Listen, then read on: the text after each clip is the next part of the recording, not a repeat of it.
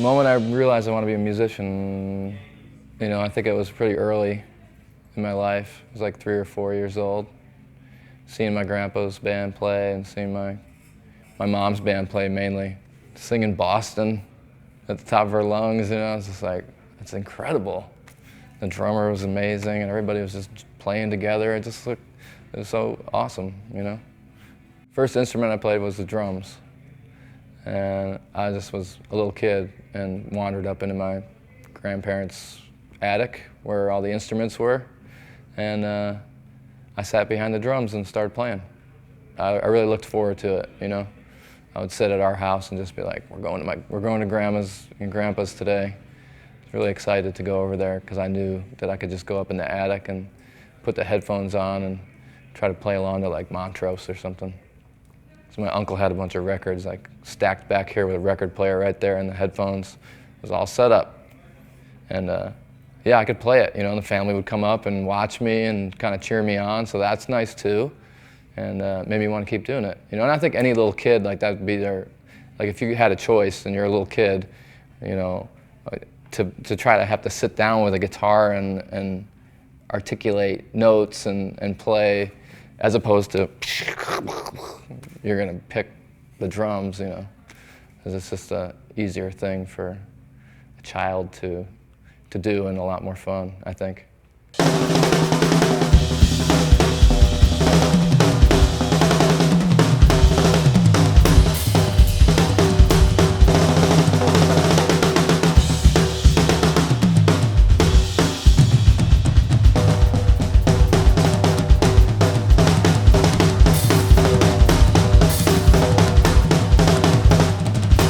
I got this huge drum set when I was like 15, it was like it had a million pieces to it. And then my band, we got a show, we got a gig. And so we went to go play out, and it took like 4 trips to get the whole drum set over to the gig. So it was like, all right, that's enough of that. I got to figure something else out. So I got a double pedal, and I downsized my kit significantly to just have the 3 toms and the kick drum, and just like a 6-piece kit that fit in one vehicle. So it's been that way ever since.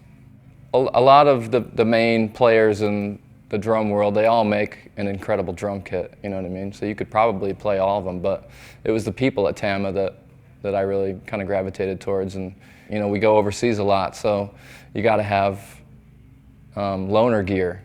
And we had gone over there many times in the beginning of our band and sort of ended up with some Sanford & Son style drum kits that were sort of thrown together and might have been floating in someone's basement for a little while before we got a hold of them.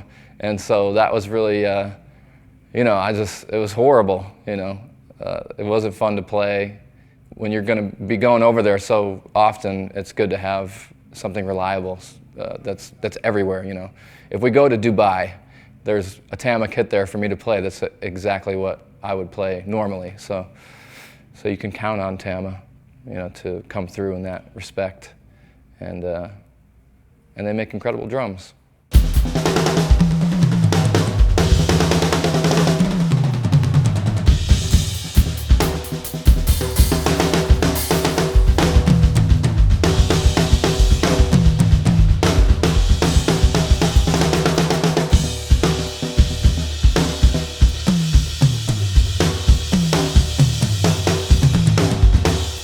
My friend Dirty Donnie, he painted 2 kits for me.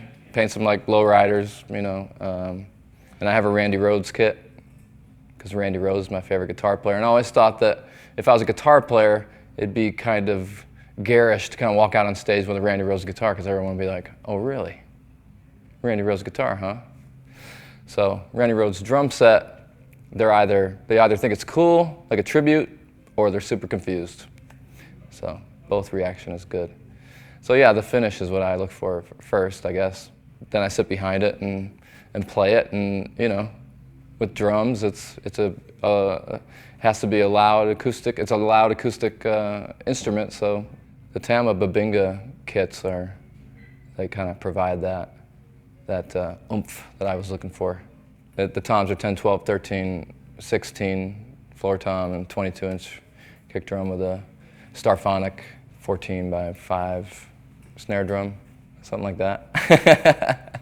It's another Mastodon album, you know. It's a snowball that keeps rolling and collecting snow. You know, as you get older, and it's been, you know, we've been a band for almost 15 years now.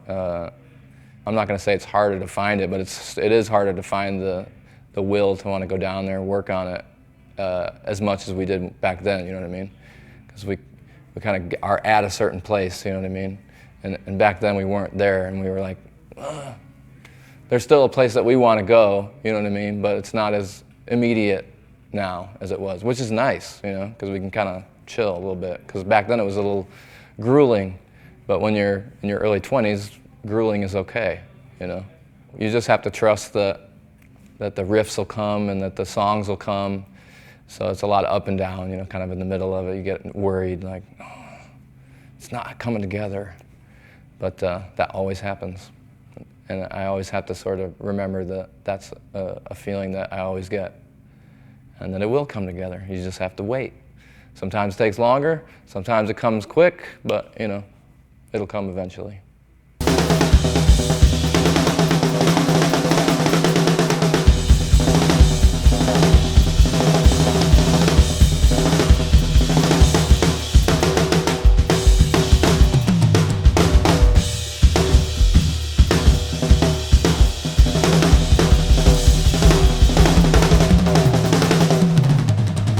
It's wonderful when you hook up with some people that can play really well, you know, and can emote through their instruments, you know, and really come through, and you have that connection, you know. It's like taking your friendship with someone to this other place, you know.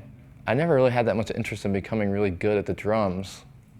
I just wanted to play music, but the drumming is the way that I could contribute the best, you know. That's the way that I could get in there and help.